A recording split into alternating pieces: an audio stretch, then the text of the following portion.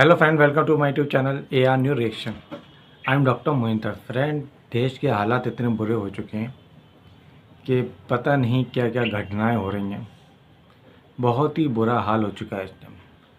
अब तो इंसान अपनों पे भी भरोसा नहीं कर सकता, ये हाल हो रह चुका है। जान लेते हैं इसमें आज की 3 खबरें। पहली खबर है बदायूं से, यूपी के बदायूं, जहाँ पे हिंदू महासभा के प्रदेश संयोजक ने वहाँ की जो जामा मस्जिद है उसे नीलकंठ महादेव का मंदिर बताया है। और दूसरी खबर है कानपुर से। इसमें जो है एक बेटी ने अपने माँ बाप का कत्ल कर दिया अपने प्रेमी के चक्कर में। तीसरी खबर है एक माँ ने ही अपने 2 मासूम बच्चों को, एक दूध मुआ बच्चा था, एक 3 साल की बच्ची, इन दोनों को मौत के घाट उठाकर खुद फांसी पे तख्ते पर लटक गई। चलिए पहली खबर की तरफ बढ़ते हैं। हिंदू महासभा के प्रदेश संयोजक मुकेश पटेल, इन्होंने ये दावा करा है कि बदायूं की जो जामा मस्जिद है वहाँ पे पहले नीलकंठ महादेव का मंदिर था। ये इन्होंने सिविल कोर्ट में वाद दायर किया। अदालत ने उन्हें जो है वाद जो है दायर करने की अनुमति दे दी, लेकिन 15 सितंबर 2022 को ये निर्णय होगा कि इस पे मुकदमा चल सकता है या नहीं चल सकता है। ये 15 सितंबर को या उस वाद में क्या दम है। जामा मस्जिद द्वारा जो अधिवक्ता नियुक्त किए गए हैं इसरार अहमद, उन्होंने बताया है कि इस बात में कोई भी दम नहीं है। इसमें वक्फ बोर्ड को भी पार्टी बनाया गया है, जो कि सिविल में यहाँ पे नहीं चल सकता मुकदमा। और मस्जिद जो है 800 साल पुरानी है। ये जो सिर्फ गंगा जमुना तहज़ीब को जो है पूरी तरीके से माहौल ख़राब करने की, गंगा जमुना तहज़ीब को जो है उसके बीच में जहर घोलने की, ख़राब करने की माहौल ये करा गया है। ये वहाँ के जो अधिवक्ता हैं इसरार पटेल, उन्होंने इस बात को कहा है। चलिए अब दूसरी खबर की तरफ बढ़ते हैं। ये दूसरी खबर ऐसी है जो दिल दहलाने वाली है। आजकल का इंसान इस तरह वहशी दरिंदा हो चुका है कि आज जो वहशी दरिंदे हैं, जो जानवर हैं, उन्हें भी अब इनके ऊपर शर्म आएगी कि एक ये जानवर से भी ज़्यादा नीच गलीज हो चुके हैं, गिर चुके हैं। ऐसे ऐसे वो हो रहे हैं केस कि यहाँ पे कोई अपने अपनी पत्नी को, बच्चों को, माँ को मार दे रहा है। कोई बेटी अपने माँ बाप को मार दे रही है। कोई जो है अपने पति को मार दे रहा है। ये सब घटनाएं आ रही हैं। आज की खबर है कानपुर के यूपी ज़िले की। यहाँ पे बिल्लौ थाना क्षेत्र के अंतर्गत आता है मकनपुर। मकनपुर में रागनी सक्सेना पत्नी मनोज कुमार ये रहती थी, जो खेरापति मंदिर के सामने रहती। इन्होंने अपनी 3 साल की बच्ची अंशी और एक दूध मुही बच्ची प्रियांशी, इन दोनों को मार दिया, इन दोनों का कत्ल कर दिया, मौत के घाट उठा दिया। उसके बाद खुद भी फांसी पे तख्ते पे लटक गई, खुद भी फांसी अपने आप को लगा ली और मर गई। अब इनसे ये पूछा जाए, अब तो ये तो ऊपर चली गई कि बताने लगे, लेकिन आजकल का माशरा इतना ख़राब हो चुका है। बताइए, अगर कोई गैंगस्टर है, हिस्ट्री शीटर है, कोई गुंडा है, बदमाश है, तो वो अगर इस तरीके की हरकत करेगा तो इंसान को इतने ज़्यादा वो नहीं होगी। लेकिन आजकल तो है बाहर वालों से ज़्यादा अपने वालों से खतरा हो गया इंसान को। उन्हें इतना भी रहम नहीं आया कि 3 साल की बच्ची और दूध मुई बच्ची, उन दोनों को मार दिया। क्या कसूर था उन छोटी सी बच्चियों का, मगर उन्हें ज़रा सा भी रहम नहीं आया उन बच्चियों को। बस ज़रा सी खुद तो मरी, साथ में उन दोनों बच्चियों को भी मार दिया और खुद फांसी पे तक लट गई। गाँव वालों का ये कहना है कि पति और पत्नी के बीच में अनबन रहती थी।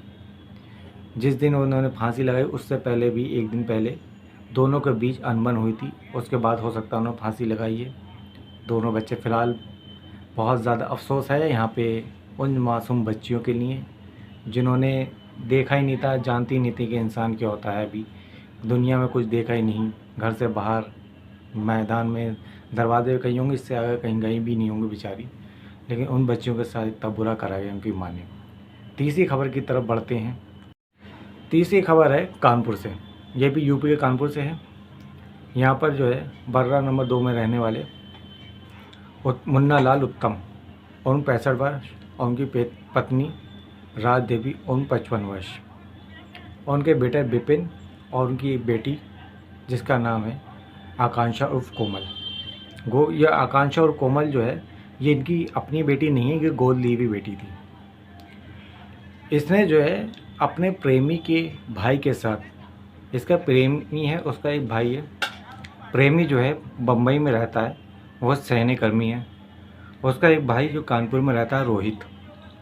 इसने जो है प्रेमी के भाई के साथ मिलकर अपने माता पिता और भाई को जो है नशीली दवाइयाँ दी। रोहित ने इसे लाकर नशीली दवाई दी और अनार के जूस में इन्हें जो है अपने माता पिता और भाई को वो दवाई पिला दी।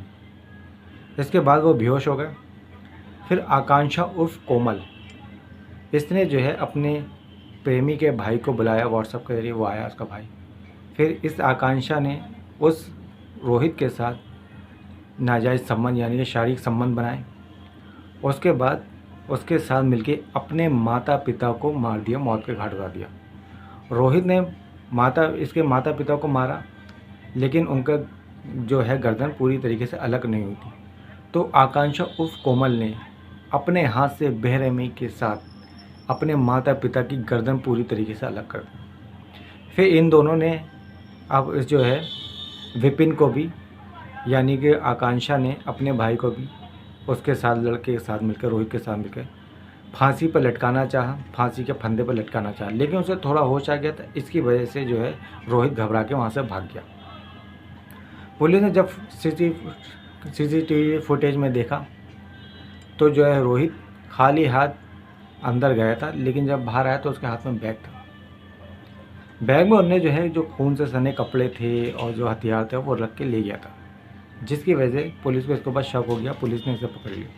पुलिस की सूचना पर मुंबई पुलिस ने जो है राहुल को, जो सैन्यकर्मी है, जो इसका प्रेमी है आकांक्षा का, उसे भी गिरफ्तार कर लिया।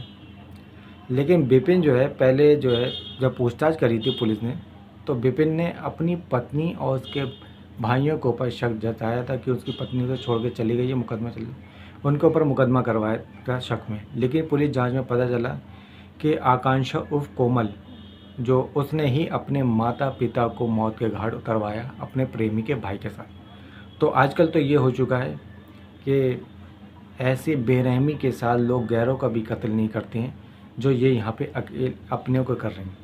आकांक्षा भले ही गोद ली हुई बेटी थी, लेकिन उसे इतनी शर्म भी नहीं आई कि उसके माँ बाप ने कितना पाला पोसा, उसे जो है इस काबिल बनाया, उन्हीं को इनने मौत के घाट उतार दिया। यानी कि देश में क्या चल रहा है कुछ समझ में नहीं आ रहा है। अपने लोग जो हैं वो अपनों का ही कत्ल कर दे रहे हैं, मौत के घाट उतार दे रहे हैं। बाहर वालों से इतना भय नहीं, बाहर वालों से इतना डर नहीं हो रहा है लोगों को जितना कि अपनों से हो रहा है। चैनल को सब्सक्राइब करिए, लाइक करिए, शेयर करिए। हम आपके लिए इसी तरीके के साथ सच्ची घटनाएं लेकर आते रहते हैं। Thank watching for my video.